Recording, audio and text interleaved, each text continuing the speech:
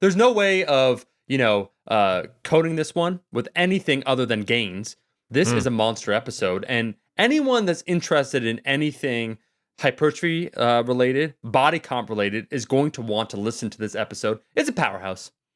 absolutely. I think it's it's not like we haven't done this before, but it's still impressive that we managed to do it again. We brought on somebody who just ticks every little corner of the box of this is someone I want to listen to. We had Chris Barakat on. So Chris is a great guy. I met him last year during my contest prep. He was both at the Muscle Mayhem out in California and at WBF Worlds. He wasn't competing, he was coaching and doing a great job at that, by the way. So not only is he a bodybuilding coach, but you're probably thinking, oh, bodybuilding coach, I know what that resume requires. Looking really, really good and having a social media. No. Chris also happens to have, he got his Bachelor's of Science in Athletic Training, so he's an ATC. He's got an understanding of the body, and then he also did his Master's at University of Tampa in Exercise and Nutrition. So the man knows both sides of the fence, and he is currently doing research at University of Tampa. He works with, I think he teaches both graduate and undergraduate classes, and he's running a lot of really cool research studies. I mentioned this off air.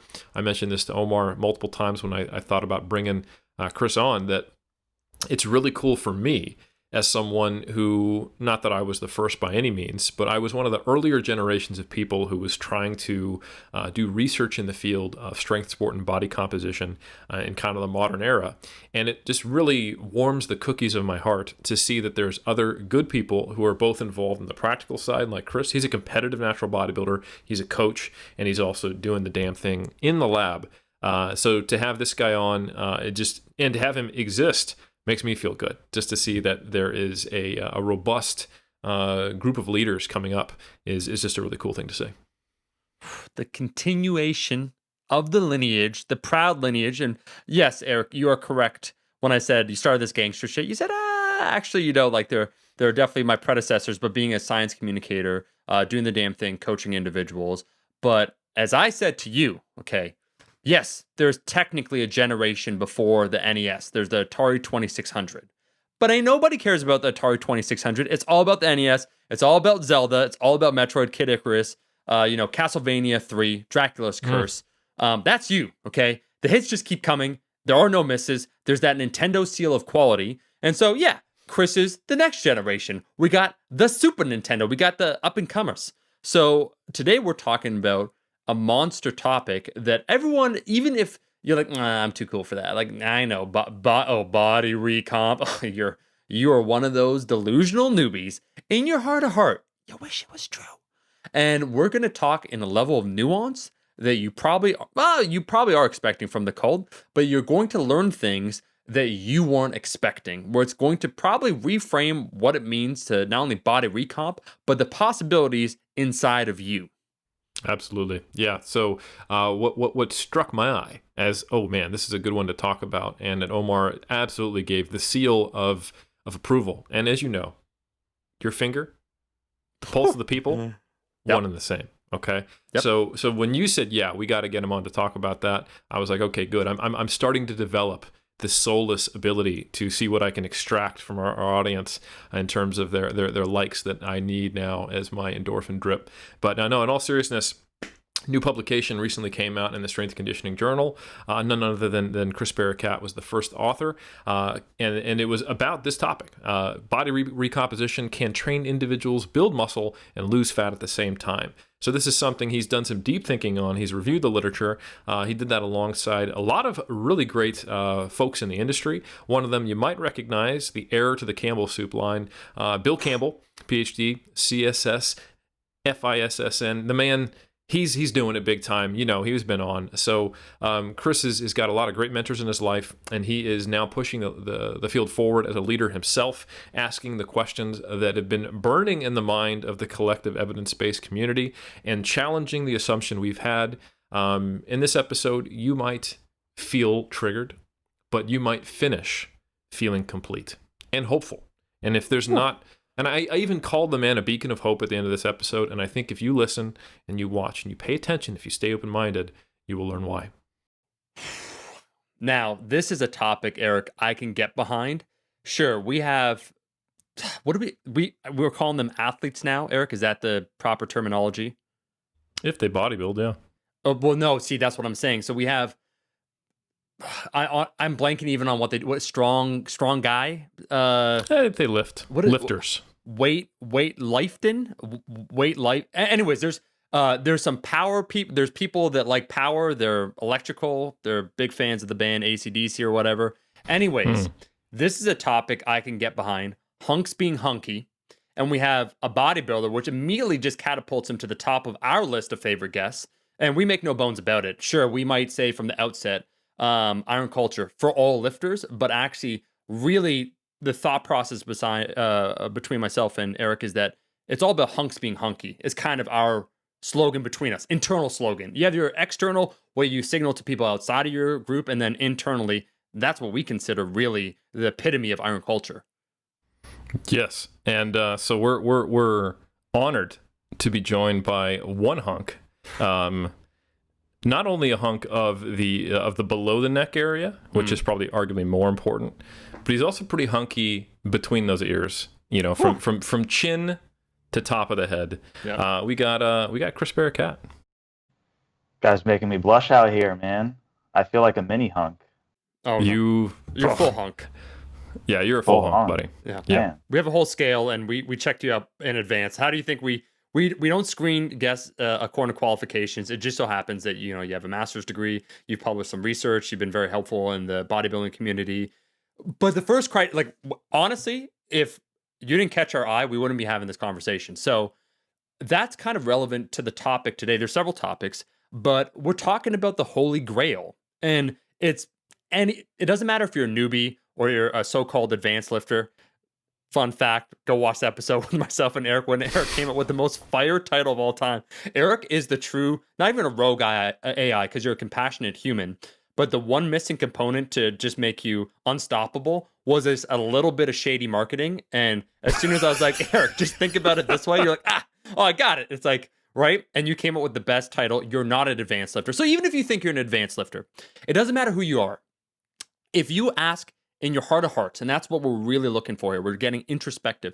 Everybody wants that mythical, idea of the body recomp, the ability to simultaneously build some damn muscle and lose some fat. You ask anyone, any lifter, beginner especially, hey man, what do you want to do? Like, what are your goals?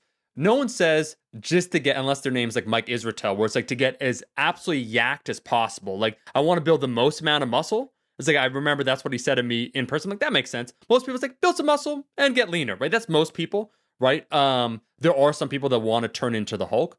But man, losing fat, building muscle at the same time, we got to make it happen. And then there's the smallest hints that it's possible, because we hear murmurings. Oh, well, it's possible in newbies. And that kind of excites. Oh, it's possible in newbies? Well, am I a newbie? What's going on? And then you hear murmurings once again that, well, conditionally it could be possible that if you're not a newbie in certain conditions that you are able to build muscle and lose fat. It's like, oh, well, wait a second. It's like, but how much? It's like, well, maybe not that. And so it's this thing everybody wants to be true. Luckily, we have someone on board today in Chris to talk about this, to delve into some of the research. And we're going to talk, I understand, about one particular outlier that, Eric, let's just be honest, we all wish we were. But we're talking about hunks being hunky, and we're talking about getting hunkier. So this is iron culture at its core. I think that's well said. I mean, to be honest, next time you're asked, hey, are you on a bulk or a cut? You look at them, you raise your eyebrow, and you say yes. Yeah. And you just walk away, and then slowly keep eye contact as you walk away, and make sure there's not like a parking meter in front of you or anything like that. And you will have won the internet that day. I don't even care if you're off the internet, because the only win that matters is on the internet, as we know. So, Chris, I like Omar's introduction because I think it was a reflection of what many of the bros and broettes would say on the internet. But I got to level with you. If you've been hanging out just in the scientific literature, I almost think that body recomposition is more the norm than it is like the exception, magical, holy grail. So I would love to get your perspective. I know this is something you've thought about a lot lately. You got and a forthcoming article in the new Strength and Conditioning Journal on this topic. Tell us about body recomp, man. For sure, man. Well, first and foremost, thank you so much for having me on, you guys. Really, really pumped about this. And yeah, that intro, Omar, you just gassing me up, gassing me up. But let's talk about body recomp, guys. Yeah, I mean, I agree, Eric. In regards to the scientific literature, I feel like I see it more times than I don't see it. And that's what really surprised me when I first got involved because I wasn't expecting to see those outcomes because of everything that we hear on the internet, where that only happens in novice trainees or overweight and obese. So my first research project I was a part of, that wasn't even in the back of my mind. I was like, all right, how much muscle are these people going to gain? But I wasn't expecting to see multiple subjects have that recomposition effect, and that really, really intrigued me. So it's something over the last 4 to 5 years I've seen a lot in the lab with our research studies, but also throughout the process of coaching, I've seen this a lot with my clients as well.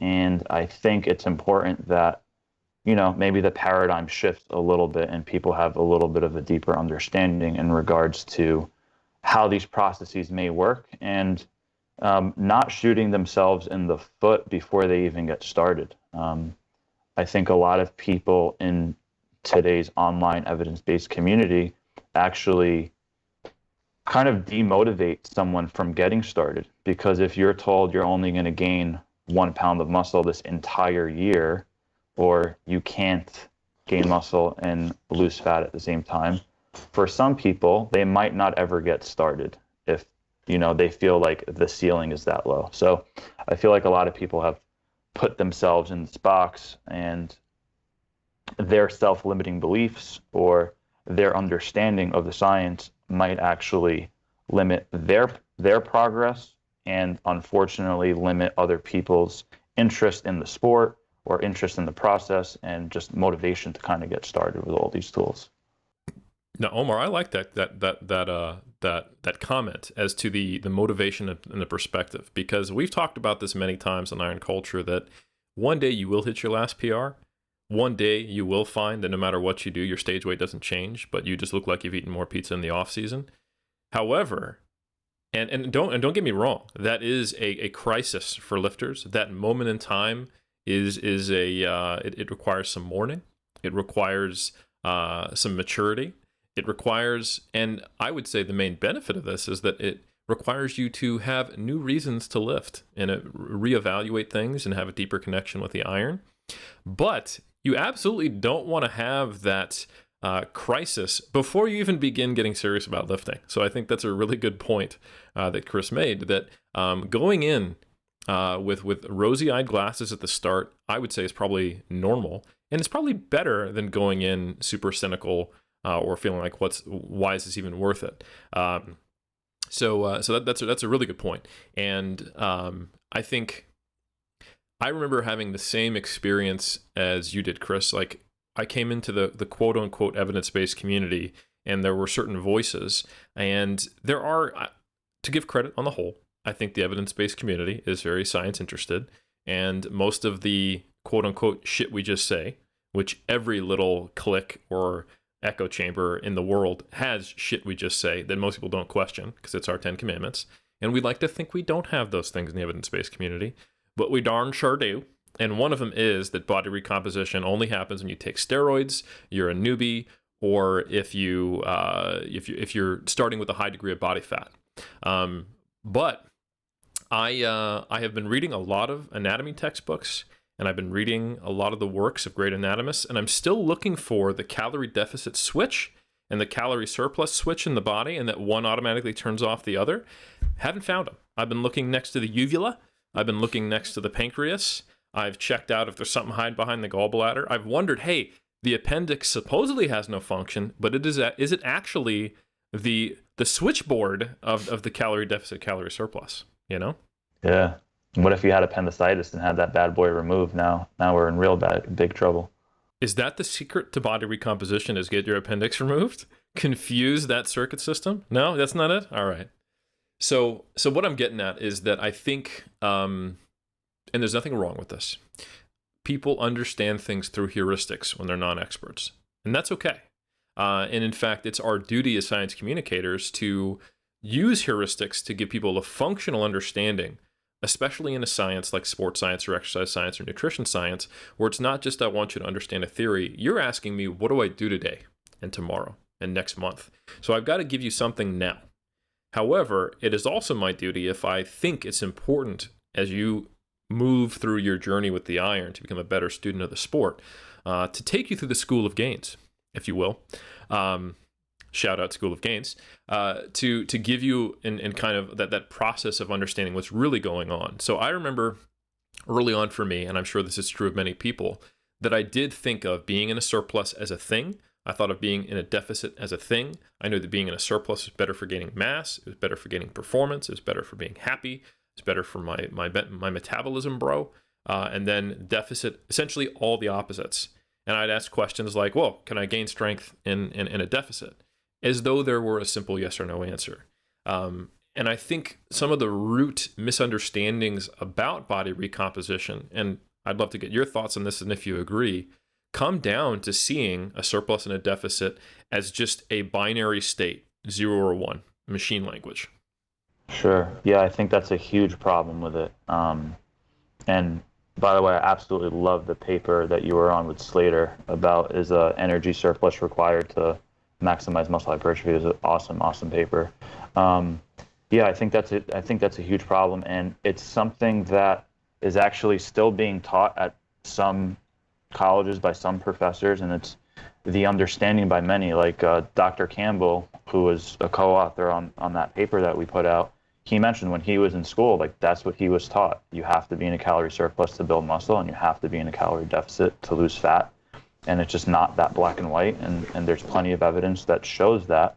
And it's still something that's talked about not only in like evidence-based fitness and physique development, but also in other sports. I remember listening to a Joe Rogan podcast where they had one of the best MMA nutritionists, and he worked with Conor McGregor, and Conor McGregor did a DEXA scan like before his fight camp and after his fight camp, and he actually recomped, and the nutritionist said, oh, that's complete bullshit. The DEXA scan was wrong because he was losing weight. There's no way he gained lean body mass. The machine is pointless. And he was just talking like he was basically saying those results were false because Conor lost total body weight, so there's no way he gained lean body mass during the camp. So I find stuff like that super interesting because if you're on those massive platforms that people who aren't even involved in physique development hear that becomes the societal understanding, right? So I think that's really important how it's not even slightly misunderstood in the fitness world, what just people who don't even lift like come to understand based on what they say is a very powerful thing because it's kind of just accepted by all at that point. Mm-hmm.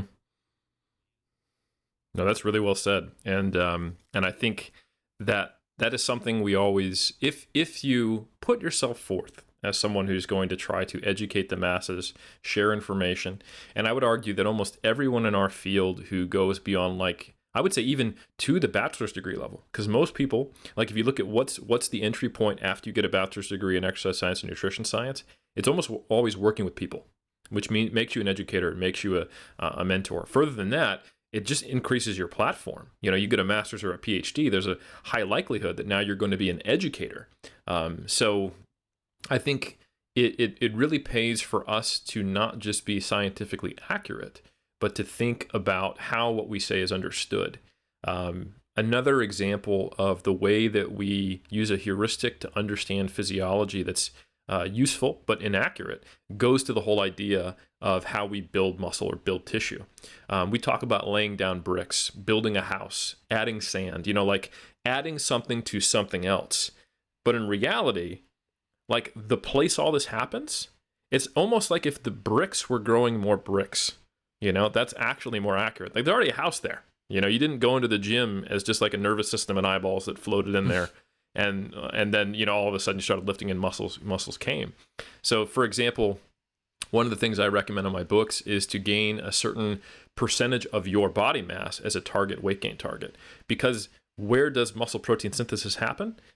it happens in the actual fucking muscles. It's mind blowing. It's not like this builder who comes by and adds another inch to the diameter of your myofibers. So it's mind blowing to think that the signaling processes and the actual process of building muscle happens within muscle, and that process is energetic in and of itself. And we have to fuel that, but we don't always have to fuel it constantly, and that there are many energy sources, and it's this constant exchange. Like our bodies are like the stock market of energy. There's ATP conversions going on everywhere, almost all the time. I remember being very confused when I was reading physiology and nutrition textbooks very, very early on, because here's a term they like to throw around: the amino acid pool, right? Where is this pool? Can I get entrance to it? Do they use chlorine? Like, where are these amino acids that are just floating around? Where do they come from? Where do they get pulled from? And ironically, we don't have a great answer for that, because it's kind of like everywhere, all the time. It's easy to consider muscle glycogen. It's easy to consider liver glycogen. That's a place where we house these carbohydrates. Adipose tissue, we get it. That has fatty acids there. We pull from that. Muscle? Yeah, we got an amino acid pool. Come on, teach your kids to swim, and they can get jacked too. You know what I mean? I don't know if you're picking down and putting up, Chris. No, I totally agree, and I think that was extremely well stated. So I think, generally speaking, fat loss is more well understood scientifically, and I do kind of want to say it's a little bit simpler, right? And I think a lot of people in the evidence-based space wanted to take their understanding of fat loss and kind of apply the same level of simplicity to muscle building. And it's like comparing apples to oranges. You can't really do that. And I think that's why we've come across some of the issues, because even though I don't think it's good to overcomplicate something, that famous quote from Albert Einstein is like, we need to make things as simple as possible, but not simpler. And I think that's where we kind of went wrong, where we've been oversimplifying so much that we've actually been falsifying what we're saying, so to speak, or what the truth actually is. So yeah, man, like, we have a pretty good understanding on the whole 3,500 calorie rule, and there's, some plus or minus there for sure. But we don't understand, like, why did that person actually gain X amount of muscle tissue? It's way, way different. So yeah, I think that was very well said, Eric. I totally hear what you were saying. So I was picking up what you were putting down. I think I actually said, "Are you putting up what I'm picking down," or something ridiculous. So we should definitely replay that and see what kind of dyslexia I spit out. Omar, let me ask you, because you're a man of the people. Maybe not a man of Egypt right now, because you are clearly against our lawyer's suggestion, just flaunting in their face. Our current uphill, but I think we're winning this legal battle. Again, our lawyer is actually just my own personal musings that I know nothing about.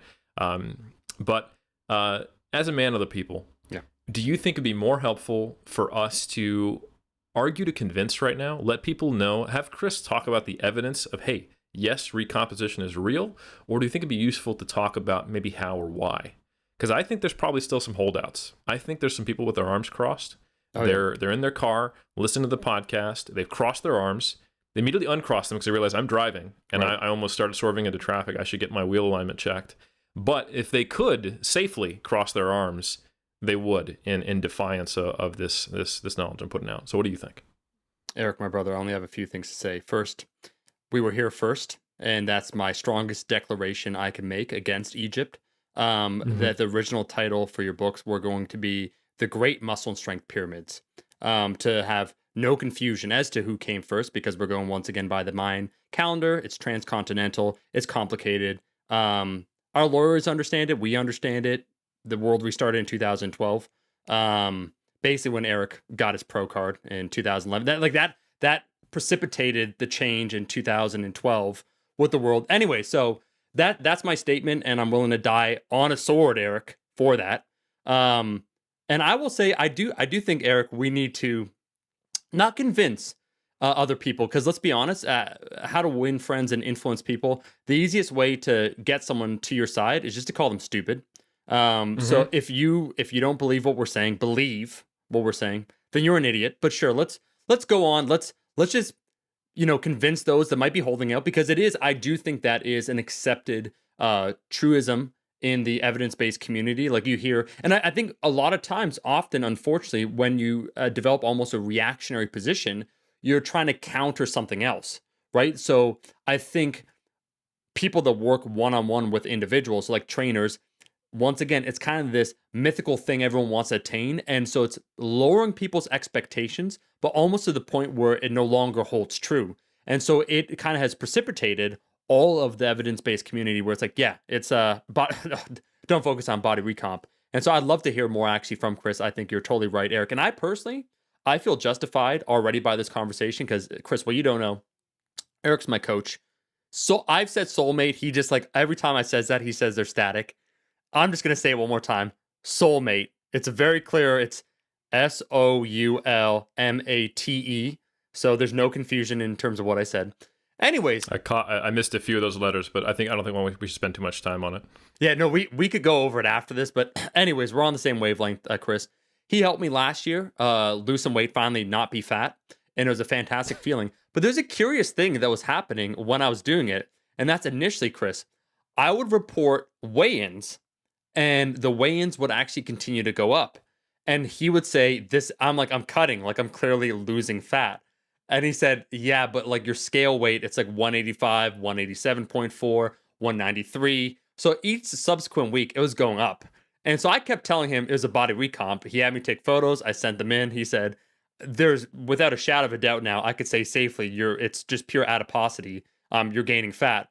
And so I was adamant that I was, yes, gaining total weight, but actually building an insane amount of muscle and then actually getting shredded. And so for me to hear from you, Chris, then not only is it possible that likely I was experiencing that, well, Justified doesn't even begin to start the conversation. So please, for those that haven't experienced what I experienced, if you could just talk about that a little bit before we go into the hows, the methodology, that in fact it is a thing, it's observable, we've seen it, would be wonderful, just for people to have that greater understanding.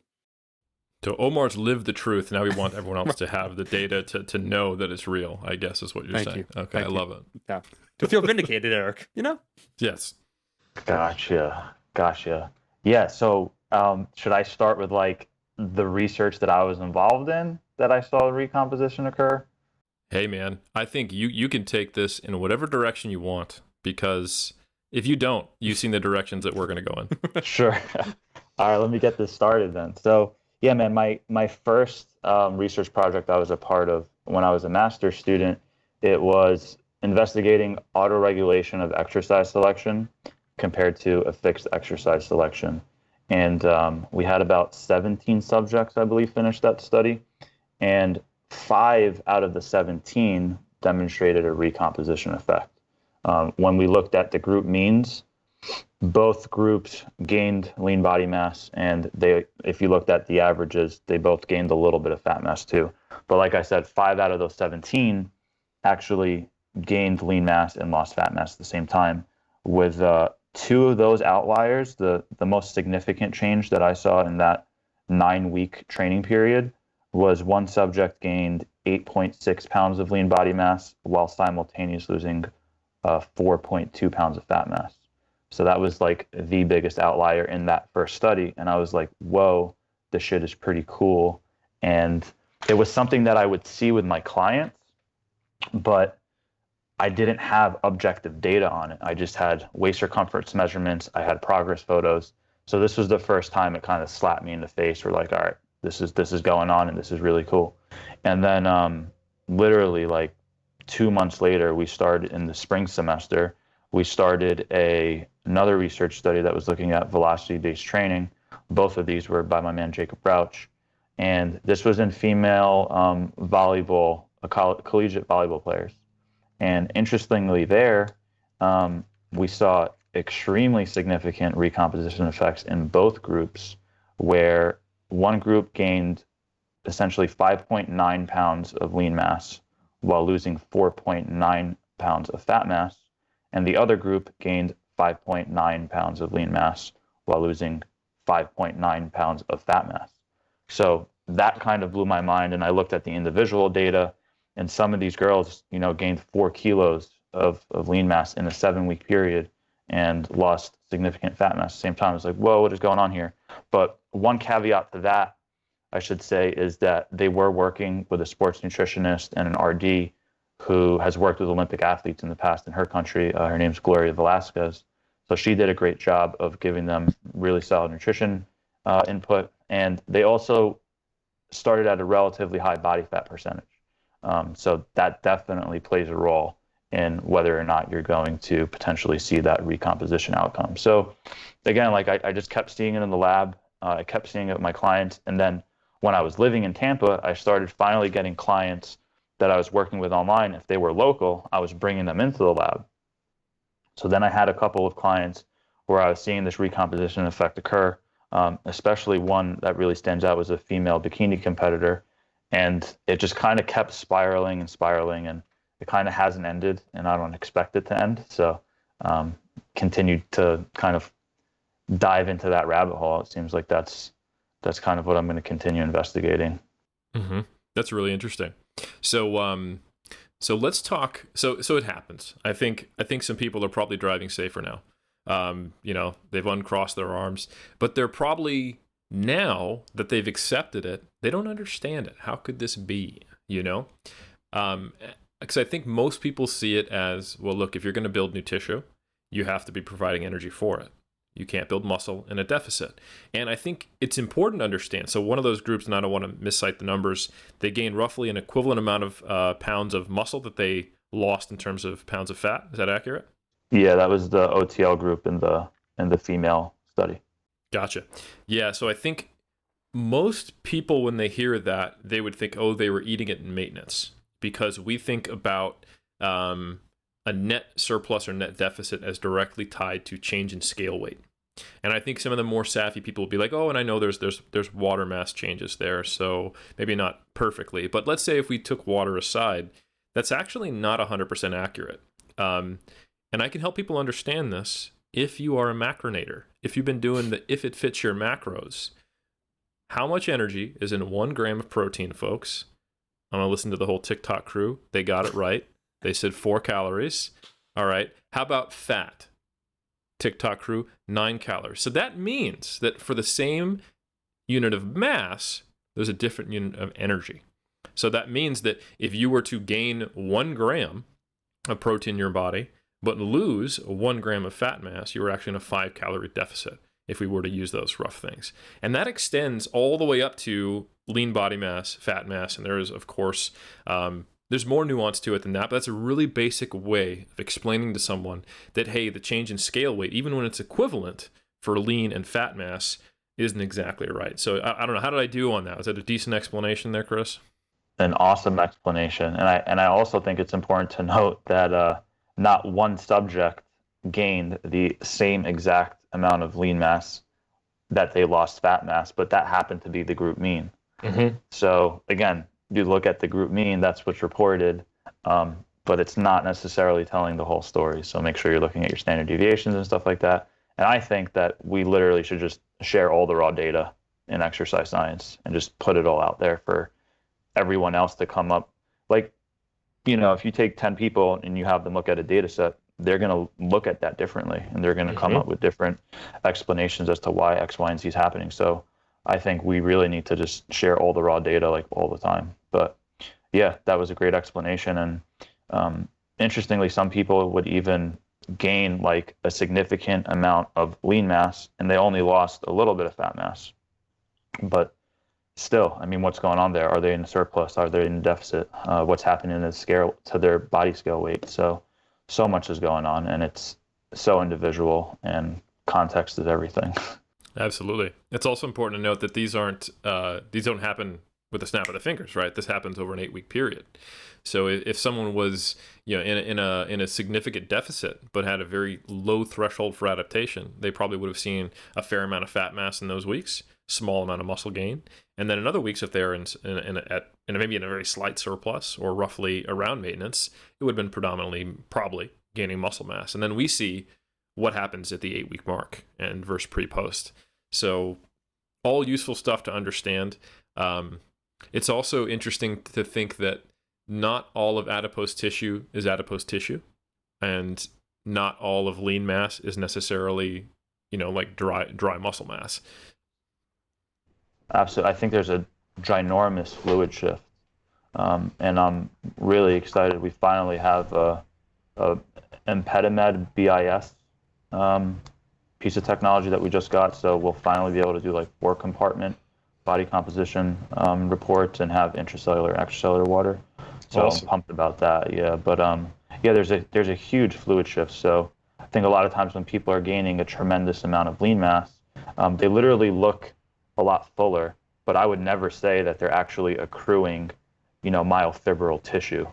Yeah, you can literally see they fill out. It looks like they're being bodybuilders. When you're flat versus full, like that alone can be 3 pounds of lean mass where you're just filling out, and that can be glycogen and water and so on and so forth. It's not actual tissue content, but yeah, that's super important to take into consideration.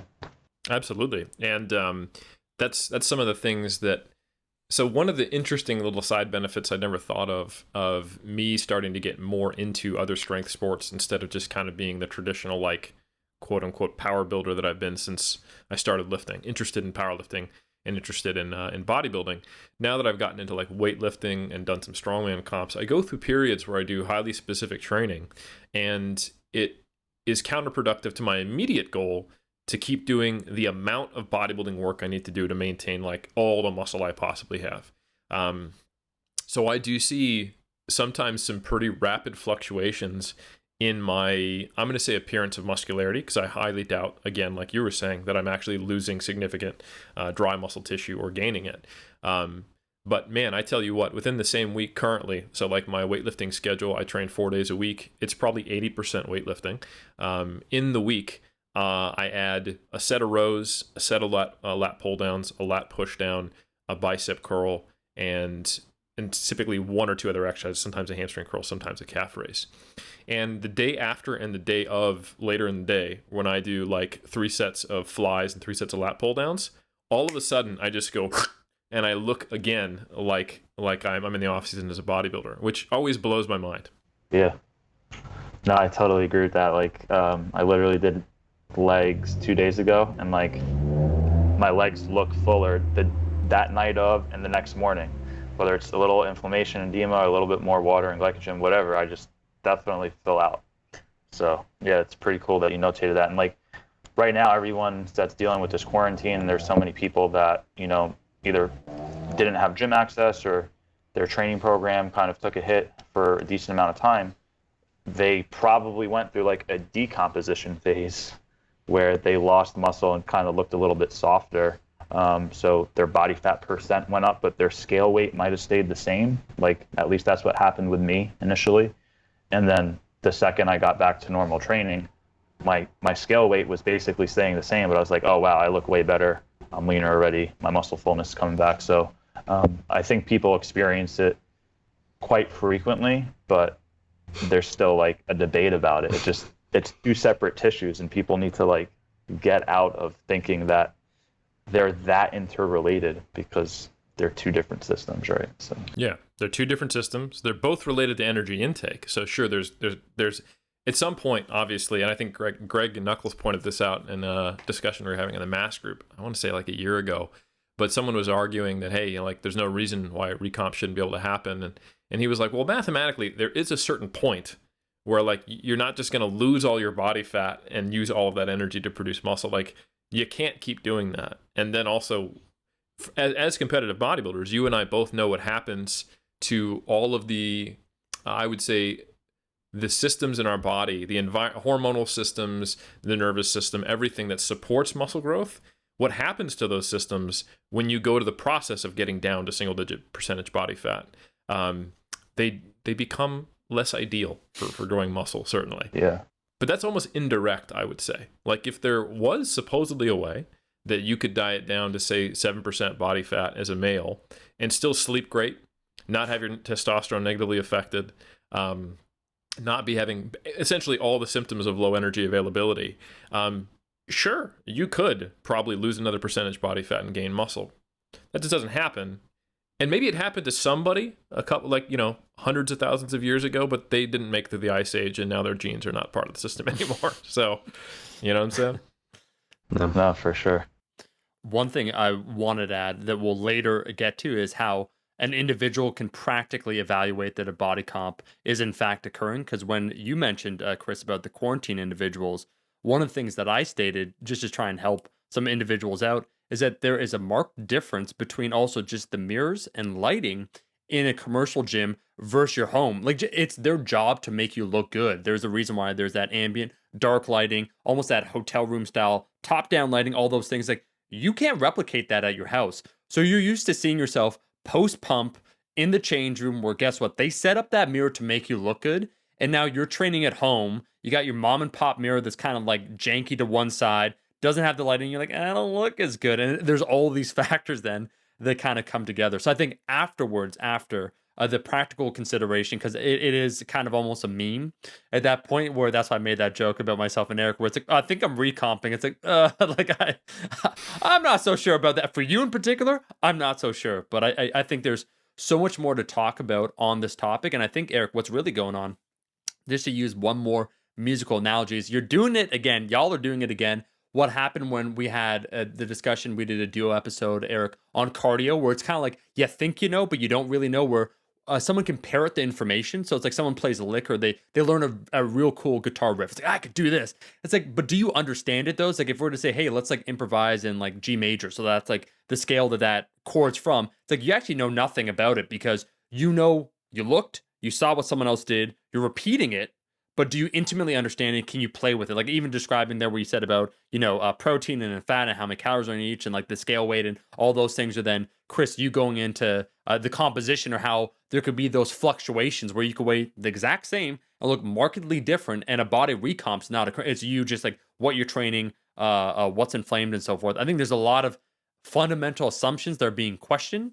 And so I think, just real quick, Chris, let me be a contrarian right now, just because I think there's some people, if you have maybe a paradigm, you can hear some of these things. So you're seeing like, yes, we see this, it's repeated in the literature, it's something we see very often. I would assume some people that might be a little skeptical would say, okay, but what's their training experience like? And what's the methodology used to even assess this body recomp? Because as we all know, a lot of the measurement tools that we tend to use to try and define what body fat is are highly inaccurate. So if we're talking like a 2-pound fluctuation either which way, it's like, could that not just be human error? And it's like, and more to the point, then I guess another bracketed argument down that path, like we're talking about body recomp, would be, well, wait a second now, we're talking about body recomp. How significant is it? And then also, what experience level, where you said the volleyball players as an example, it's like, well, they had a higher body fat. Like, how relevant, basically, it's all about me, Chris. Like, how is this relevant actually to me, the listener? Like, forget these people having tremendous success. Like, what about us? For sure. Yeah. For sure. I think there are two huge variables that come into play. One being training age, and training status are different to me, and oftentimes they're kind of pooled together, and I'll touch on that in a second. And then the second one is being their starting body fat percent or total body fat mass. So training age is typically just how many years have you been resistance training for? Like, when was the first time you touched the barbell, and hopefully you've been doing it consistently for X amount of time. And then to me, training status can vary. Sometimes it's just like well-trained, recreationally trained, highly advanced, elite, beginner, novice, so on and so forth.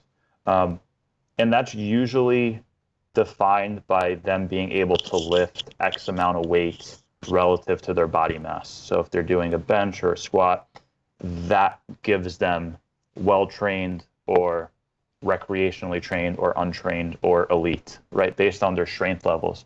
And I think there's one other variable that isn't necessarily talked about a lot, and it's like, are you currently in like your peak condition? Like, is this the best you've ever been?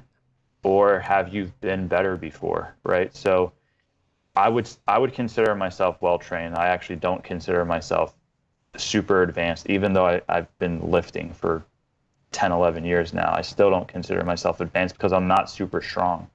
But nonetheless, the point I'm trying to make is like, when some subjects start a study, they might be well-trained, quote unquote, but maybe they took like X amount of weeks off before starting. Or maybe they've been lifting 3 times per week, but in the past they used to train 5 or 6 times per week. So they're not at like the best they've ever been. And I think that's something else to take into consideration. And then the body fat percent. So I like to think of it on like a sliding scale. If your training age and training status is basically 0 and your body fat is high, you have the most amount of potential to recomp. If your training age is 0, but you're a very, very lean individual, I wouldn't expect to lose much fat mass at all, but your ability to gain lean mass should be extremely high. And then kind of on the other side of the spectrum, if you're extremely well trained and you're lean, you shouldn't really expect to recomp in that situation unless you're like semi-detrained. So yeah, you're well trained, you're still strong, but you kind of fell off your gym game. You know, you used to crush it and you used to be on top of your diet, and now you've kind of been doing this recreational thing. So you're still relatively strong, and you watch your diet, but you're not like as spot on as you used to be. And those individuals, I would expect a recomp if they did start crossing all their T's and dotting all their I's. So there's so many things that come into play there. But yeah, essentially, the more body fat you have and the less trained you are, the more likely you are to recomp. But there's like this sliding scale between those two levers, I believe, that play a big role. That's perfect. And I think that's a really helpful kind of dual sliding scale to help the listener understand. And it actually goes back to AKT. I'm actually talking about Alex Colliari-Turner. I know you were thinking, hey, that's a physiology terminology he's using, but no. The PhD student out in the UK who is talking, who came on Iron Culture to talk about not only the history of anabolic use in sport, but also some of his research, which is looking at, do prior users of anabolics have an advantage? Because does that give them a higher ceiling? Does it allow them to have had, like you said, an artificially high peak that they can get back to? The whole concept of being detrained is really interesting because, like I was talking about, I can do a few sets of lat pull downs, a few sets of flies, and all of a sudden, hey, I look like when I was in a bodybuilding mesocycle. Some of that, obviously some of that's just glycogen, right? But for extended periods, you know, when you combine me doing weightlifting with a lockdown and with an injury or something like that, it's not uncommon, even for a rather dedicated lifter, to find themselves 10, maybe 20% down in certain muscle groups from where they have been and actually have that be muscle tissue. And the interesting thing is that just simply training, even in the absence of creatine, in the absence of an ideal nutritional environment, even with poor sleep and high stress, that muscle will come back really quickly. And we have data to support that. Maybe not in highly advanced trained lifters, but we've got a number of studies showing that with people train, take time off, train, take time off, train, versus another group that trains, they end up getting to a very similar place. Because returning to where you have been, there does seem to be both neuromuscular and cellular mechanisms that encourage you to get back to where you were. And there's more nuance to it. We're still uncovering this. You know, it's still called myonuclear domain theory for a reason and all that. But I think that's just a really interesting piece to connect to one of our prior episodes. For the same reason we have a concern that someone who used anabolics extensively may be able to get back to where they were that they maybe couldn't have achieved naturally, is the same reason why a highly trained individual can experience recomp if they're not at their peak, like Chris, you were saying. Sure. I think there's levels to how detrained are you. And I also think your training age and training status play a role into that. So let's just take someone that's been lifting for 3 to 5 years and they put on that 20 to 30 pounds of lean mass from their newbie start, right? You take that individual, you have them fully detrain for like 3 months. I would expect them to lose a ton of that really quickly and then regain it really, really quickly. Now, if you take someone like Jeff Alberts, who's put on, 40 plus pounds of lean mass from his starting point, and you have him detrain, I think he's going to lose way less, even if he doesn't touch a weight. And whatever he does lose, he'll still get back really quickly. But I think it's really interesting how like your training status or your training age impacts like almost how quickly and how much you will lose and how much you will regain at what rate. Like that's super interesting. It's not equated. And it's like, why is that? It's still skeletal muscle tissue. Like what's going on there? So Yeah, I think that's incredibly interesting. And I've when I talk to some people who are newer to lifting and they have a little bit of fear related to vacations, time off, etc., I try to tell them like, hey, like, you've been lifting for a few years, and to give them a little bit of perspective, I go, look, my lifting just had its sweet 16. Like in a few more years, I will have been alive and lifting longer than I had been alive and not lifting. So what do you think my baseline is? Where am I going to regress to? We all have regression to the mean. My mean is probably going to be somebody who lifts, So Absolutely.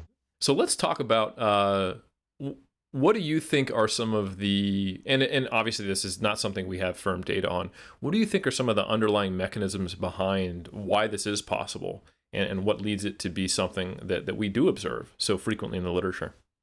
Yeah. On the cellular level, it's really not my expertise. I really don't have the greatest answers. Obviously, I do think that you're using some of your subcutaneous body fat and using that fuel to kind of continue to drive the muscle protein synthetic response. But I don't think we really understand it cellularly, because also how much of a training stimulus is needed to build lean mass, and then how much protein do you need to consume.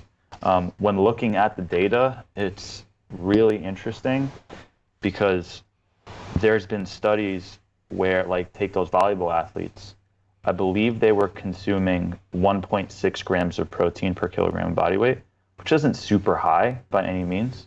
I guess most people would define that as high, but it's not high in the bodybuilding space, right? And then you would look at some of the protein overfeeding studies by like Antonio and colleagues, and they're consuming way more protein, but they're not getting the same magnitude of recomp. And again, there's a difference in training status and demographic. So much is going on, and it's really hard to put all the pieces to the puzzle together, but there clearly seems to be a few moderators involved, I think, no, I love that. And I think one of the, because I wasn't even expecting you to speak to the cellular side of it, because I don't know if anyone does know, and I don't know how useful it'd be if we started talking about cellular pathways. But I think kind of people understanding some of the conditions that occur and the way they change the environment in the body is helpful. And one of the things we can't neglect is that I think people do fall into, I'm going to say, training periods where they're maybe not really pushing it. And regardless of how good or bad a training protocol is in a study, 90% of them are at the very least force progression on you. It could be completely non-periodized. You're going to do 3x8 every single day for 8 weeks, but load goes up as soon as you get 9 reps, in that scheme. They force you to train to failure. And if they are periodized, they are set up. So when you enroll in a study, and if you were coming from a semi-complacent state, consciously or unconsciously, and I think everyone does this a lot more than they acknowledge. I remember back on the forums, the forums on bodybuilding.com way back in the day, a little tiny panacea where all of us natural bodybuilders would log our preps. I remembered a few guys who were, masters competitors, had built a tremendous physique, and I had an interaction with this guy who I noticed every leg day for maybe 3 months was basically the same.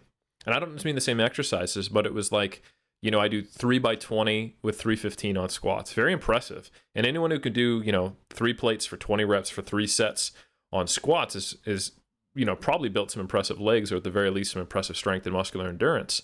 But I was noticing like, those reps aren't dropping off set to set. If I do a hard set of 20, I'm not getting the same weight on the next one. It's the same weight you did 3 months ago. And yeah, that's a hard workout, and you would definitely feel that subjective pump and all the good things we associate with growth. But this is a WNBF pro, and I made some comments, and he came back and he said, hey, look, I don't want to throw the baby out with the bathwater. I'm not going to change what got me here, and I think it's very easy, especially when it takes so much to gain so little later in your career, to get a little complacent, or to at the very least go through periods where you're not pushing it. And I think those are even sometimes necessary, where you have just gone through a phase where you're pushing it, and now you're kind of regathering your energy, your emotional state, and you're going to line up all your ducks in a row nutritionally and in like stress management, and then you push. And the one thing that I think you need to understand for anyone who's reading research and is like, I don't believe this, I want to see if this is the case. And like, oh my God, you're right. Every single study, some kind of recomp is happening, at least for one of the participants, is that environment is forced on all the participants. So if they were coming from these places of not actually pushing progressive overload, that's the one guarantee of most of these training studies. So I don't know if you've thought much about that before, Chris. 1,000%. Every subject says this is the hardest I've ever trained in my life. And it's amazing for a few reasons, because if you go to the gym without a training partner, you're probably never going to push to your true best effort. If you go to the gym with a training partner, that training partner, needs to be a little bit stronger than you to kind of motivate you to like, hey, I want to get as strong as that person, and they need to push you. In the lab, like the environment in the lab is you have like 6 other people in the lab at the same time, all doing the same study. You're doing the same exercises. So now it becomes competitive between subject and subject, and you see each other the same days each week for the next 8 weeks. And it becomes really competitive, but in a really positive way. Like everyone's pushing each other, and it just, they always admit, especially our lower body studies, like they're like, I've never trained my legs that hard. And it's like, yeah, well, no wonder you're going to respond pretty well in these 8 weeks, right? So I totally agree. Overload is absolutely forced. And I think that's something that definitely doesn't happen in the commercial gym. You know, let's leave the competitive athletes out of it. I think for the most part, they definitely train hard enough. They usually use some sort of logical periodization or something that makes sense on paper. But the average gym goer that just walks into those commercial gyms, I never see their last couple reps of a set look much different than their first rep, like ever. And I know that they're always underutilizing load and just taking sets so far away from failure that when they look the same every single year, I am never surprised. Even if they're training 3 to 5 days per week, it just doesn't surprise me because the intensity is not there, the overload's not there. Absolutely. So I think that's a really big component anytime someone looks at this literature. And I would say kind of now we're at that point where we had to dispel the myth. You know, and Omar, you spoke to how people take reactionary positions. So I think we had to smack everybody upside their head a little bit just to get them to acknowledge this is a thing. But now we're kind of tempering it back. So I would propose, and I'm going to throw a bone to the whole iron cult right now. Most of you are probably not who Chris is describing. You probably are trying to hit bigger numbers, or you are trying to train hard in order to get yuckier, as they say. I think that's a scientific term. Mm-hmm. So that's probably not you, which does mean that recomp is probably not nearly going to be as pronounced for you as it might be for someone else. But it absolutely doesn't mean it won't happen. It's just a matter of degrees. And I think if we understand some other aspects that can influence this stuff, and again, one of the reasons why you can't take this too far and be like, oh, great, this means I don't need to worry about bulking or cutting. I can just stay lean and get huge. That would be nice. But so, for example, not even to get to the cellular level, if we look at some of the way that substrate utilization occurs and the hormonal environment in lean versus people higher in body fat, we see that a higher percentage of the protein you eat is utilized for energy. So there's less available to build when you're lean versus being higher in body fat. We also see that once you go into a deficit when you're lean, you start to see precipitous drops in testosterone really quickly in men, and not necessarily in those who are higher in body fat. We also know that if you're lean and you're a woman, you're more likely to get into that status of having athletic amenorrhea, or just all the symptoms of low energy availability. So I think to walk around lean, we forget that we had to do something. That wasn't, hey, I took the right supplement, or I had pomegranate every day or something like that. You got there, and then you had to put forth an effort to stay there. You changed your habits, and that's where you're hanging out. And that may come with not the best environment for building muscle tissue. And I can't tell you how many times I've heard the anecdotes from seasoned bodybuilders or athletes who go like, when I'm at insert X body weight, it's really difficult for me to make progress in the gym, even when I'm doing everything right. They're eating enough to not lose weight. They're eating as much as they can without gaining weight, or maybe gaining very slowly.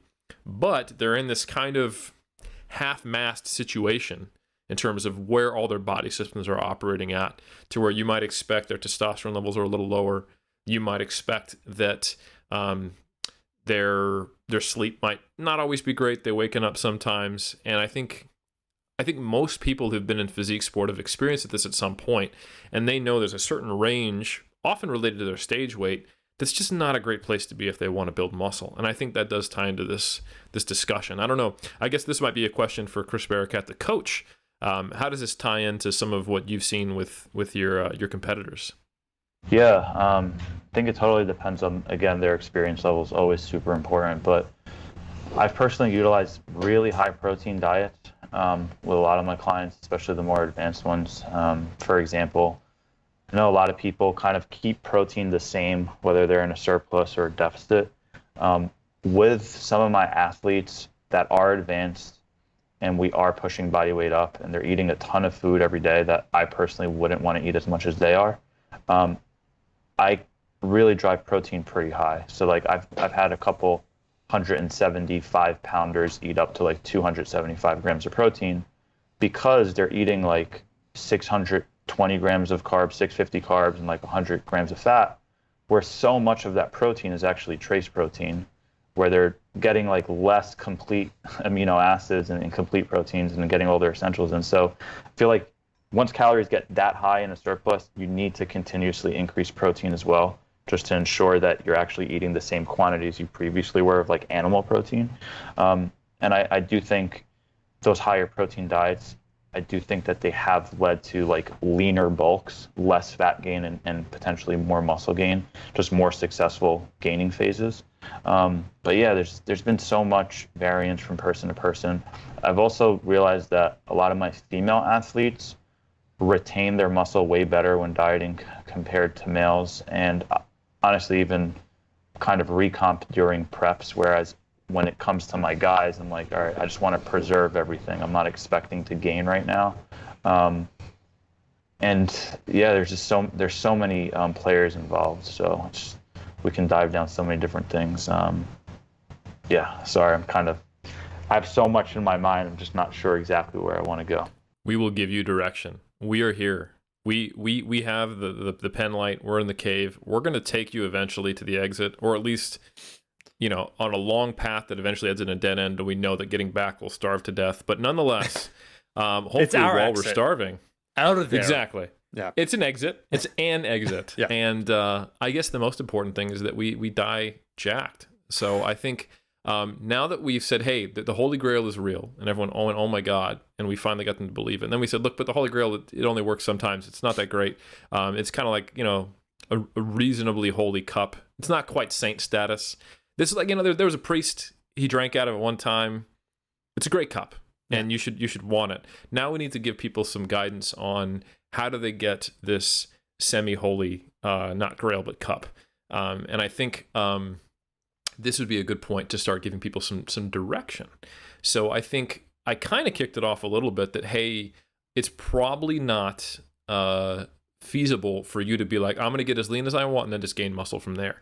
And that's what I see most people try to do, is they get to the leanness they want, which is always far leaner than, A, they have to lose more weight than they expect to get there. And then B, when they get there, it's probably not a place they should try to stay.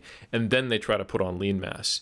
And that is the standard approach, but I would argue probably not the ideal approach. So I don't know. What do you think about that? If someone is seeking recomp, they don't want to go through these bulking phases anymore.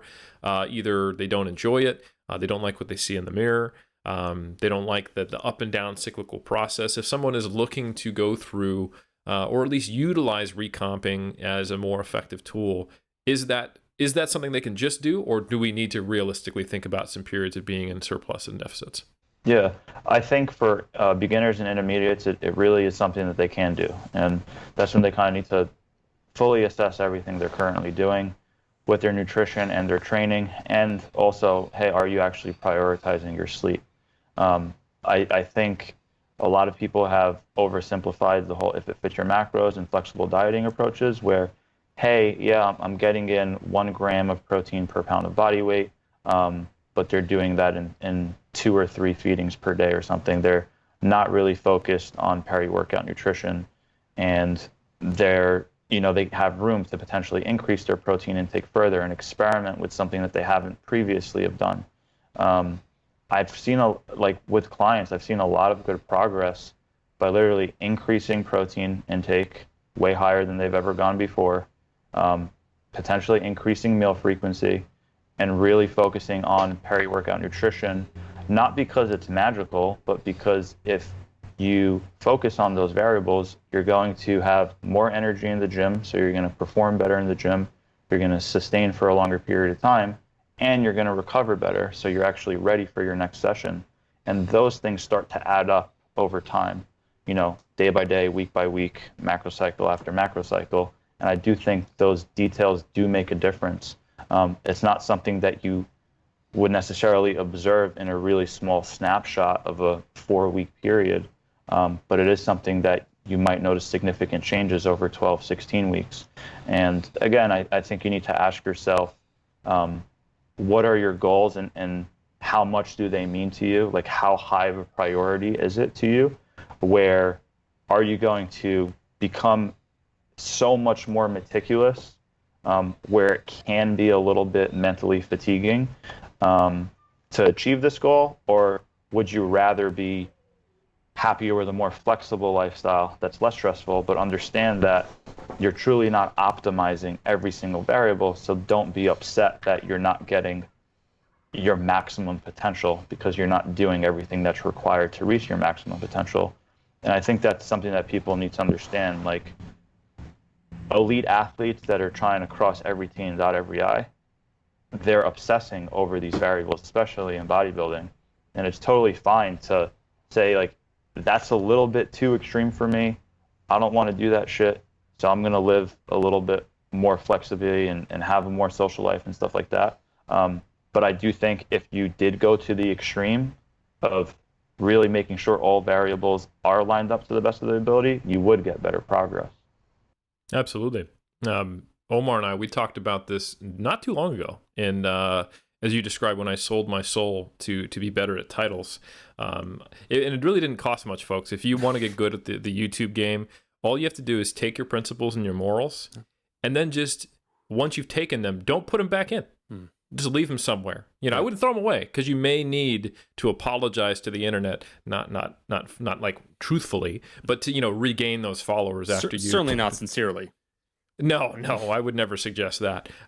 So you've sold your soul to the devil, but you should probably just lease it and be like, hey, I need to borrow that just to appear as though I have integrity, to regain the followers, which is truly the metric in life we all care about, likes and followers. I got off on a tangent there. I gave some keys, so I hope you paid attention. But what I want to get to is that in our episode, You're Not an Advanced Lifter, we talked about basically ROI, that return on investment, and that it is a completely reasonable choice to say, no, I'm not going to eat 1.5 grams per pound of protein, and make sure that I am emphasizing my peri-workout nutrition and getting a sleep tracker, and manipulating my volume in a periodized fashion, and making sure that I have a good training environment and a workout partner, and pushing myself and taking a video of every set, and then hiring a coach for a couple $100s a month to get 10% better. Because that's maybe it's a monetary investment, it's a time investment, it's a focus investment. But that's one aspect. But the other thing I would say is that I do all of those things and I still have a life. And it's because I have incorporated and integrated those things with my life. Now, some might look at my life and say, Eric, I don't agree that you have a life. And I would say, well, you know what? Beauty is in the eye of the beholder. Yes, my life primarily consists of talking to Omar on the internet and then going downstairs and lifting weights. But that's the life I want to live, right. Damn it. So anyway, but the real take home is that I think these are things that if you want to move towards what Chris is talking about, don't do it all at once. Take them in stages. Make these things that carry a cognitive, time, and monetary burden, and build on them. Build on them until it becomes your habit base and your what you do. And you may find that maybe you make it 80% of the way to that top, and that's still pretty damn good. Or that you can only physically go through that process of doing the whole damn thing. And I think that's actually quite common. That's what most I would say athletes do, is they go through periods of intense focus. They set up a goal, they get their vision board out, they get that coach, and they get on the same page. They get motivated, and they go hardcore for a season, and then they kind of go back to what for most people is still intense hardcore training, but for them might be maintenance. And they kind of phasically they hibernate, they get ready, and they go back after it. So I don't know if that helps put some of your recommendations and your list of things to do into context in a practical sense. Yeah, absolutely. One thing I want to say, when a lot of clients come to me at first, a lot of times I put them at theoretical caloric maintenance and then try improving upon the things that they can do better. So rather than force them to bulk or force them to cut right off the bat just based off of their acute goals, kind of say, hey, let's have you at theoretical maintenance for now. Let's try to improve more detailed nutritional variables that you haven't paid attention to in the past, things like nutrient timing. It could be increased protein feeding, stuff like that. And then let me look at what you're doing in the gym, send me videos of how you're executing your movements. And then a lot of times just by improving their form and execution, their intention, and taking some sets closer to failure, because especially intermediates, and not to pick on them, but especially female clients, they'll do like 3 sets of 12 to 15 because the paper says 12 to 15, and they send me that video, and I'm like, your 12th, 13th, 14th, and 15th rep look exactly the same. Velocity didn't change. Like, you're not even close to failure. You're not lifting heavy enough. So then they finally start progressively overloading. I get them to pay attention to actually trying to beat the logbook, because at that stage, they're able to, like, week to week, they're able to make progress so quick. And then all those things are happening while they're at theoretical maintenance. They're not hungry at all. They're actually pretty full and satiated because they're eating a lot of whole foods. They're eating a high protein diet. So they're pretty full. And then, like, their waist circumference has dropped pretty significantly in 4 weeks' time, but their scale weight stayed exactly the same. And they're like, wow, I look a lot better now. And I'm like, you're doing the right thing. Keep it up. Let's keep this ball rolling, you know? So, yeah, it totally depends on their experience level. And then for the more advanced people, I think they know what low-hanging fruit they might be missing out on, and that's what they need to focus on. Absolutely. Omar, go ahead. I can tell you're going to say something. Well, I have a question for you, gents.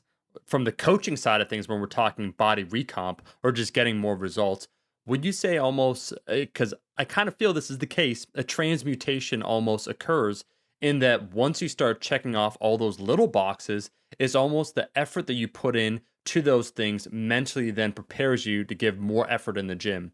And what I mean when I say that, it's like if I'm taking time out of my day to ensure that I'm getting enough sleep, that I'm actually hitting my protein requirements, or I'm upping it, so I have to make a concentrated effort. Because we could say, sure, what, 1.5 grams per kilogram of, protein. That's easy. That's doable for an individual. You don't really have to think of it, oh, now we're going over that, where I have to consciously make that effort, concerted effort to hit that amount per day. Okay, that's something I have to do. Instead of just my default, what I would do, maybe 2-3 meals a day. Oh, you want me to go to 4 or 5? Okay, now that I'm going to the gym, it's like, the more you think about it, and I've thought about this often when it comes to strength training, personally, I feel this, the more you kind of surround yourself, either obviously the individuals you're training with, or mentally you're thinking about it in a healthy way. Not that it's all encompassing and consuming. You're thinking like, if I don't get this top set, like, I don't know what's going to happen. But like, you're working through, it's almost like an athlete working through the plays. You're putting all this effort outside of the gym. Now, when you enter the gym, because you've prepared yourself and you've made this thing significant in your head, you're actually going to probably train better, I would put forth. So it's almost, there's like an indirect result of all that effort. So sure, yeah, upping the protein. Well, that, let's just say, quantify it somehow, 0.2%, whatever.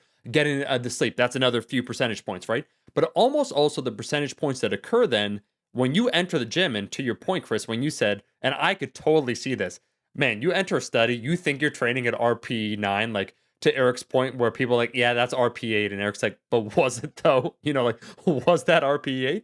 I would make the argument that putting that conscious effort then yields dividends actually in the gym itself. And that's not everyone. And it's context dependent. If someone's maybe perhaps a little bit more neurotic, or that, to your point, Eric, where you said it's almost like a phase, or to the point it has to feel almost effortless, where you acquire then that new normal for an individual. it depends upon someone, but man, I can say that I personally feel that is the case. When you start lining everything up outside of the gym, all those variables, you have no, it's almost like you give yourself no choice but to excel. So I'm just curious what you guys think. Well, because we're really talking about trying to optimize, given the constraints, all the variables we have to make the most out of the training that we do. So I don't know who wants to take this, but Yeah, no, I totally agree. It's like you're making a further commitment to yourself because you're investing more time and energy into that goal. So it kind of moved up on your own priority list.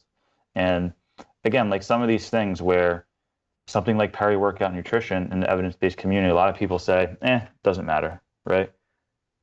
In practical application, if you have someone that trains at 6 p.m. after working from 9 to 5, if they're eating kind of crappy all day and they're still hitting their numbers, but they're not really focused on micronutrient dense foods and they don't care about meal timing whatsoever. And then they go to the gym at, 6:30 p.m. after slamming a pre-workout and they still don't feel good, but they just push through it.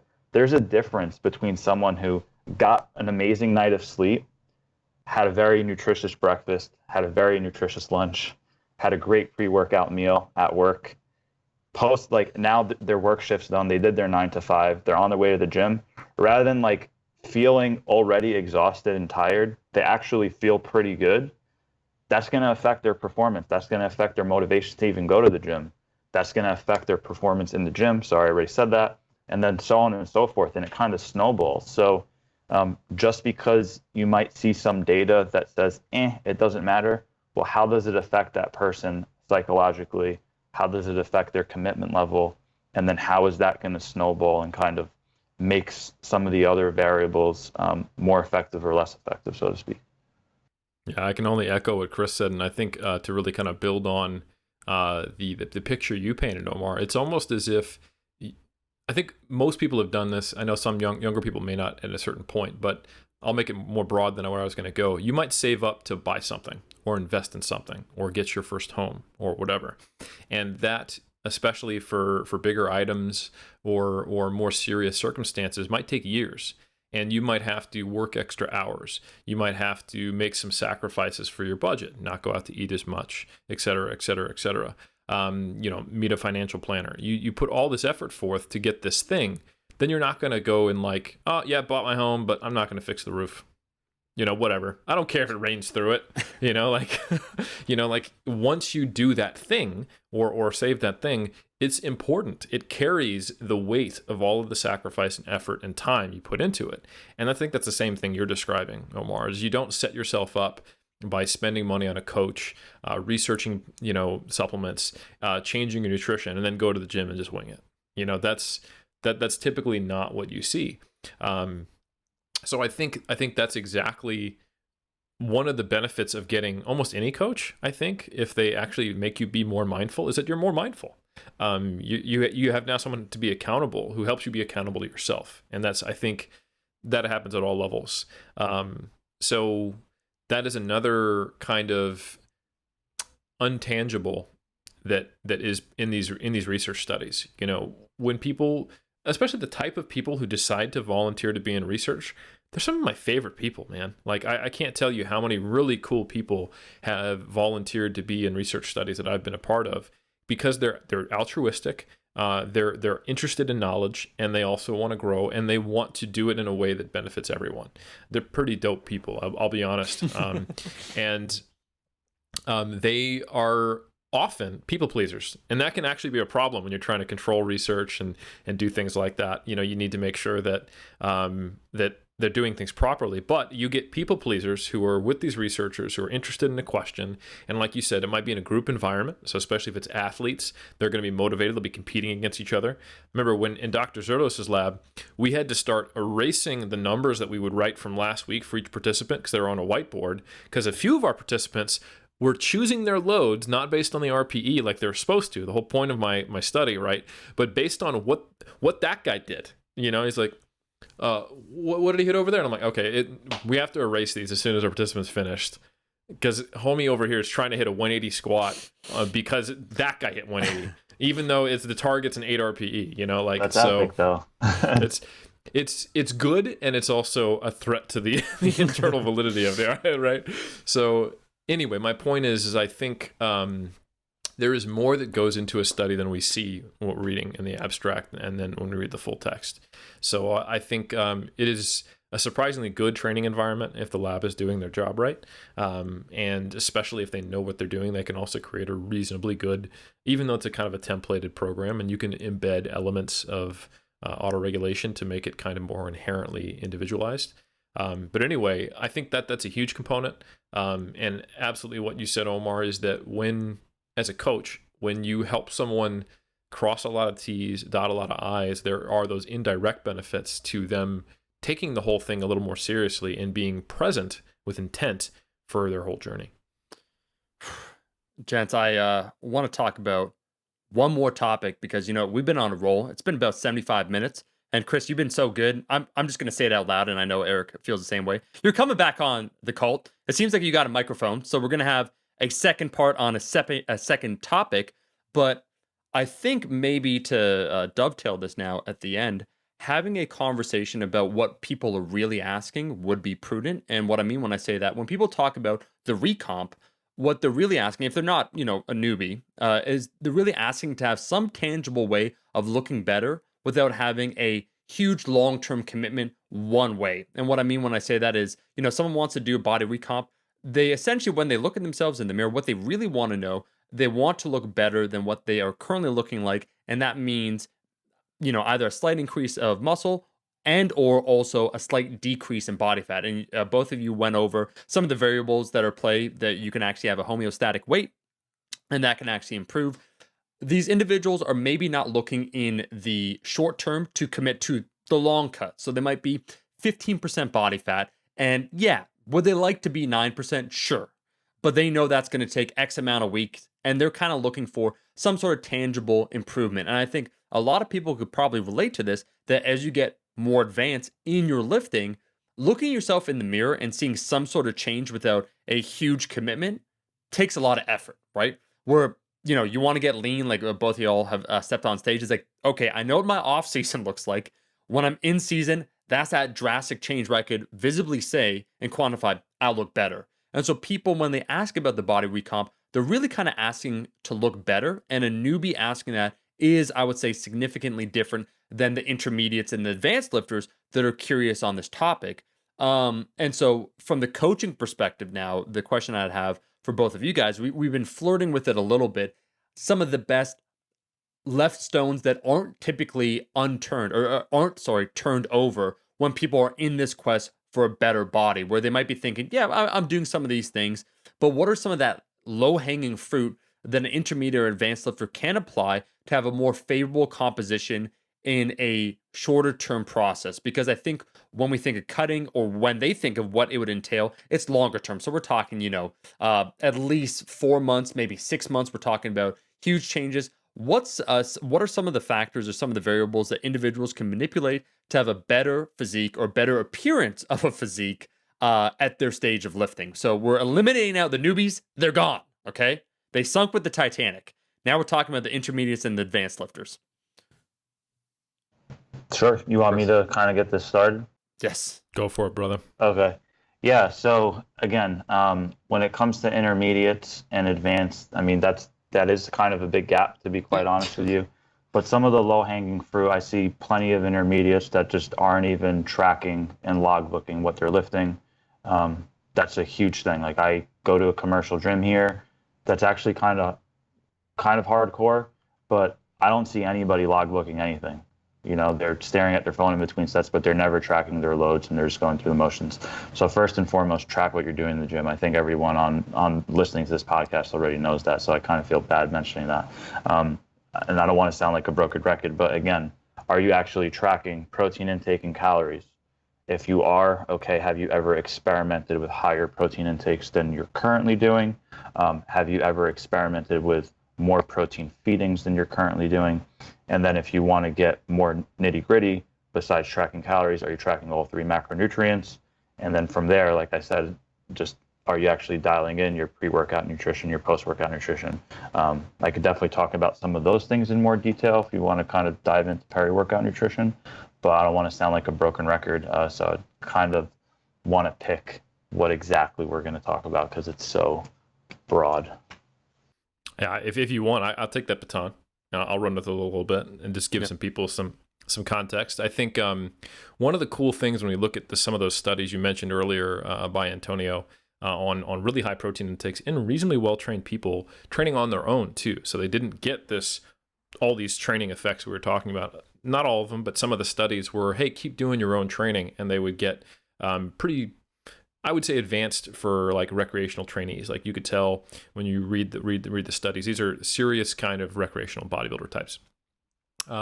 And we would see typically increases in net calories without increases in fat, body fat that is, or potentially even a little bit of body fat loss while gaining muscle. And it wasn't more muscle than the groups that were consuming a less protein. But some of the aspects of protein, like I said, there actually is not an amino acid pool. We have mechanisms to store glycogen and fat in adipose tissue and in the liver and in the muscles and in various other places for glycogen. But because we are not great at storing protein besides actually incorporating it into tissue, it's an energetically costly process of turning it into more raw substrate. So the thermic effect of protein is higher. Which means that it has some impacts potentially on your metabolism that wouldn't for the same net amount of calories from a lower protein diet. And it's also quite satiating. So it makes it a little easier on the qualitative side to not be in as large of a surplus, but also absolutely make sure that you have enough amino acids to be building. On the peri-workout side, I think everybody's reasonably familiar with like the 2013 meta-analysis that Brad Schoenfeld led that said, hey, it doesn't seem like peri-workout protein is giving you much. But it's important to remember that when you look at the actual forest plot in that meta-analysis, everything was slightly right shifted. They weren't large effects, but they were potentially around an effect size average around 0.2. It wasn't significant. But another thing to remember is that it was almost all untrained individuals, and it was a reasonably small amount of literature back in 2013. So is it possible that in a practical environment, emphasizing that a little more and like Chris was saying, getting those tangential side benefits of making sure you're properly fueling training, especially if you're pushing volume, especially if you're tracking your logbook. And I think the logbook is actually worth saying. I'm glad you brought that up, Chris, because even people who train hard, lift heavy, like you said, a lot of people, maybe if they haven't ever done it before, aren't great with knowing where they are as far as proximity to failure. But if you are trying to beat the logbook, that problem can only persist for so long. Even if you're actually at like a 10 RIR and you're beating the logbook, eventually that becomes a 9 and an 8 and a 7 and a 6 and a 5 and a 4. And eventually you're actually going to learn, man, I had a lot more potential than I thought. So that becomes almost a self-correcting thing if you're trying to beat the logbook. Because you start, either you're not training hard enough to make progress and you simply try harder and you find, oh, I can actually bump that. I can do more reps or more load because my RIR was so low. And then you start making progress, or you were training hard enough, but now you're just training progressively. So it's kind of a win-win either way. So I just want to echo what you were saying. More qualitatively, Omar, the way you brought this up, I think you are 100% correct that many people who initially look at recomp, it's a combination of two things. They don't want to get high in body fat. They don't like that. That makes them feel uncomfortable, it makes them unhappy, it's demotivating, and it kind of just sucks the power right out of that whole process of getting big. They don't want to commit to being a little uncomfortable in their skin in the hopes of building muscle, but not the guarantee. Likewise, they also don't want to diet. They've probably experienced going through a diet, and they know it very quickly. They get frustrated when they can't go out to eat, and all the little life sacrifices they make. And I would put forth, if that's the mindset and the motivation for wanting to recomp, you have it backwards. That's actually not going to go well, because recomping, like Chris has proposed and like we've talked about, probably requires you to cross more T's and dot more I's than simply taking a general bulk or general cut approach. Like the average person who cuts, they keep it short and they get aggressive. You know, they go on like the tuna cans and broccoli diet for 4 weeks. They lose a ton of fat. It's not a very effective cut, but it gets the job done, and they do see visual, tangible changes in 4 weeks. And they have that spike of motivation, and they go away from it. And then they go like, all right, I'm not cutting anymore. I'm going back to having pizza twice a night. And that's their quote unquote bulk. Trying to combine those two attitudes is like taking the worst of two things. In reality, you have to have a total paradigm shift in the way you're thinking. And if you want to do recomp, I think you need to be much more committed to the fine details. And it needs to be probably a deeper commitment than having a calorie surplus cover up some of those mistakes, or a large calorie deficit cover up some of those mistakes that I mentioned. So I would just say that qualitative mindset really needs to shift before you start to decide that this is a pathway you want to go. 100%. One thing I wanted to just mention real quick, like just to provide the listeners with an example of one study that a high protein diet really favored the results of the subjects, was Campbell's study that was in aspiring female physique athletes, where they had a high protein group and a low protein group. And the high protein group gained 4.6 pounds of lean body mass and lost 2.4 pounds of fat mass. And the low protein group gained 1.3 pounds of lean body mass and lost 1.7 pounds of fat mass. So they lost less fat and gained less muscle. But more interestingly than that was the high protein group was actually consuming around 420 calories extra per day compared to the low protein group. So not only did they gain more lean mass, they lost more fat mass, which is super interesting, despite eating more calories. Mm-hmm. So again, not all calories are equal. I know that's another oversimplification that's always thrown into the equation. And if you looked at the individual data points from that particular study, none of the subjects in the high protein group lost lean body mass, but some of the subjects in the low protein group did.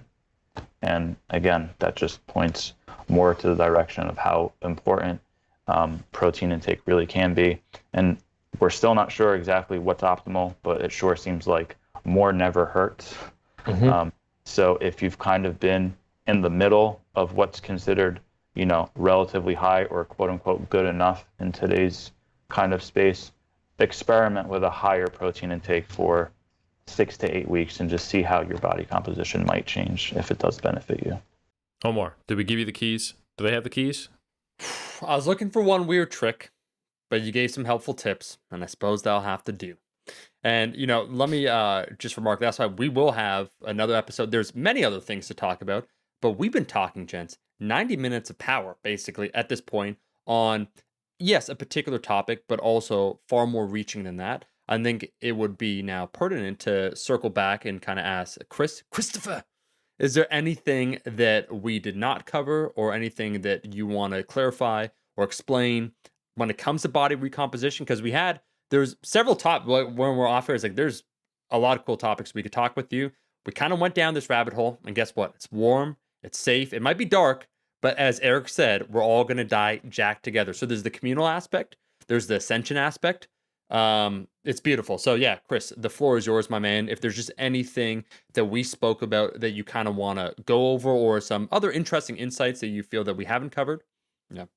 Yeah, no, I just kind of want to re-mention what we spoke about briefly in the very beginning, where I think a lot of people shoot themselves in the foot before they get started because they heard from another expert that this is what their reality should be, or this is what their expectations should be.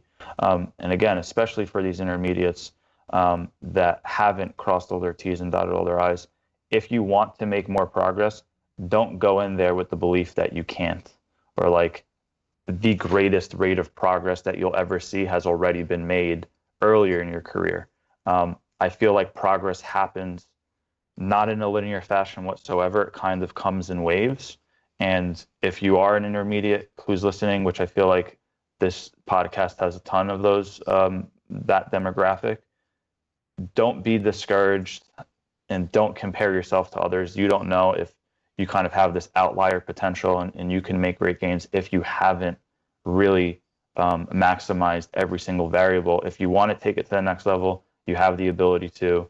And if you want to cross all your T's, dot your I's, you might be surprised at the amount of progress that you can make in a relatively short period of time. And it can be more than you've ever made in the past because you're taking it to a different level. So I just want people to be hopeful. I know when I was younger, I spent my first couple of years kind of spinning my wheels because I didn't even understand the basics of eating enough food and eating enough protein, eating enough calories. So I was resistance training, but just wasn't eating nearly enough to build tissue and just gain weight. I wasn't eating enough to gain weight. So how am I going to build any muscle tissue at that point? So I spun my wheels for a while, and it kind of led me down that rabbit hole where I was frustrated, but I was always seeking more answers. So even after lifting for 2 to 3 years, once I finally started understanding these foundational principles more, I put on a ton of lean body mass in a short period of time. My first contest prep, I only weighed 140 pounds on stage.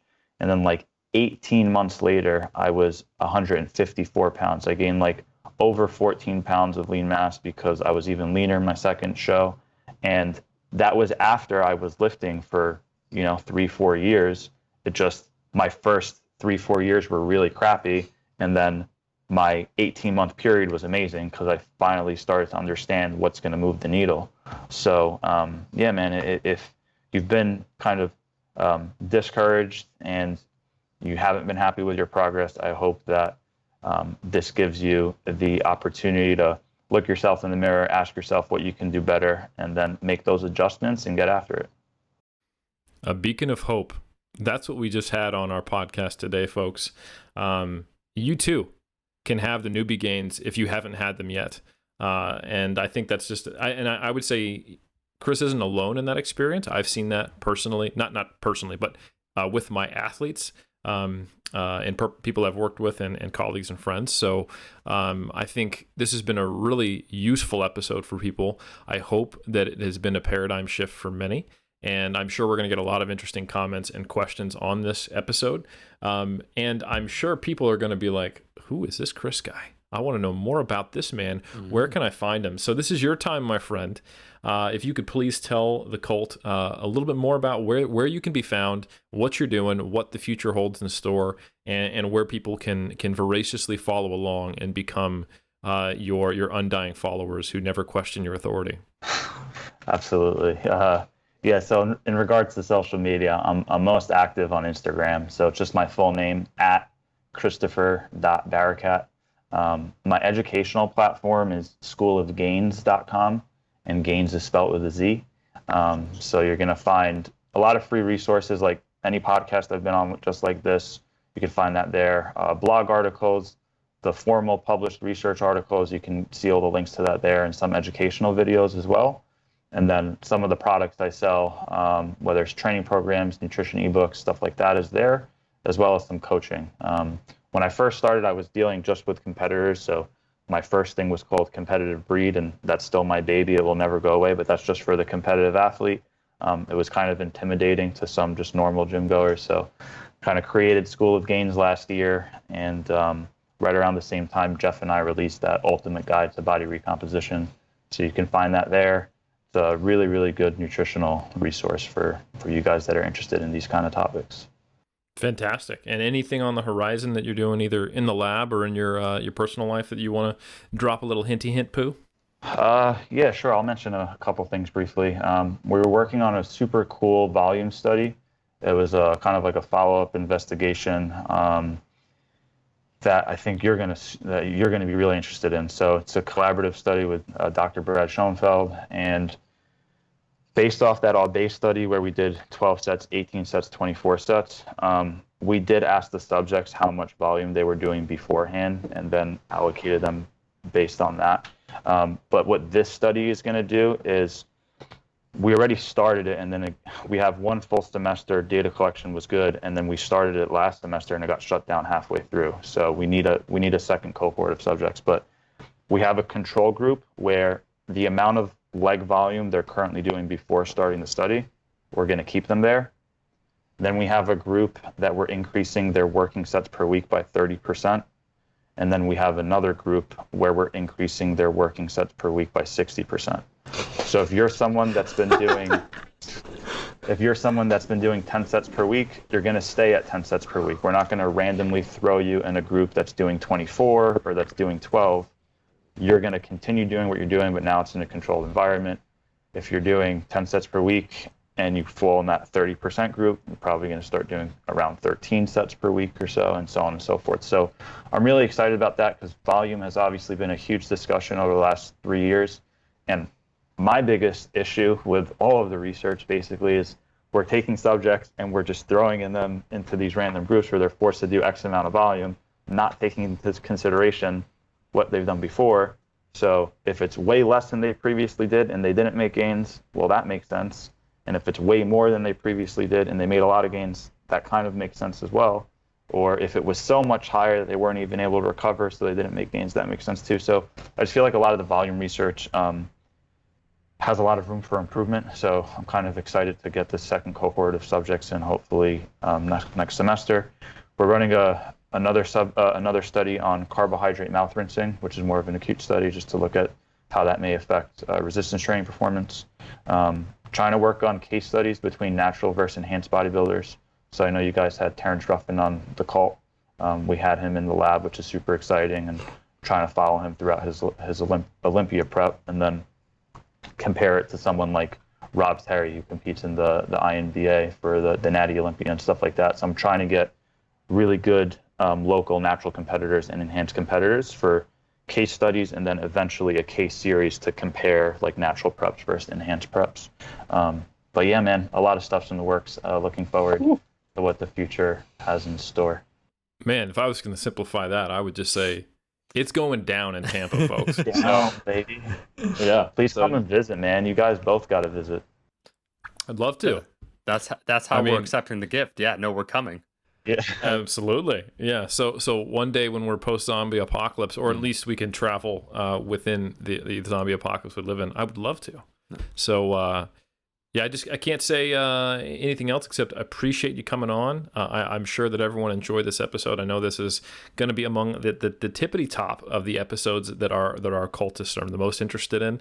And yeah, I'm going to kick it over to my main man Omar so he can take us into the sunset on the lovely plains of Giza. Yeah, it's Eric, it's just incredible what we built with the Great Pyramids. You building them, me admiring them. And I'll just say, I want to thank once again, echo what Eric said, having you on. Chris, will certainly have you back on.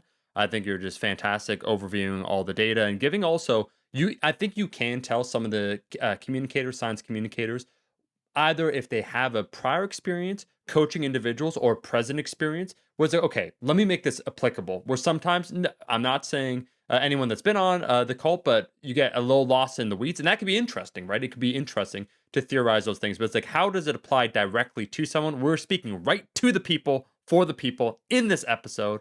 I'm sure they enjoyed it. If you did, you made it to the end, you're wondering what's next. Well, let me tell you something. Let me direct the cult. Go ahead and leave a rating and review, because Chris, we hate to, badger our guests and let them know this, but it's true. We're in the health and fitness category. Health is a very broad term when it comes to iTunes. We're crushing other actual fitness podcasts. Like, it's not even a question. However, there's all these sexual health podcasts, Sex with Emily, that I get it. It is sexy, right? The titles that they're talking about, and intriguing and mysterious and all these different things. But we're waging the eternal war of gains. We're trying to spread gains to the people. We're trying to improve body composition here. So you can leave a rating review on iTunes. That helps us out. A 5-star review in particular really helps us out. Anything else, it's like, don't bother, right? Why go through all that effort? Log in, create an account, decide on the rating and review. Don't bother. YouTube, same idea. Leave a comment. We'll do our best to respond. We're back every single Monday from now until the other reconstruction of this dimension. We'll catch you then.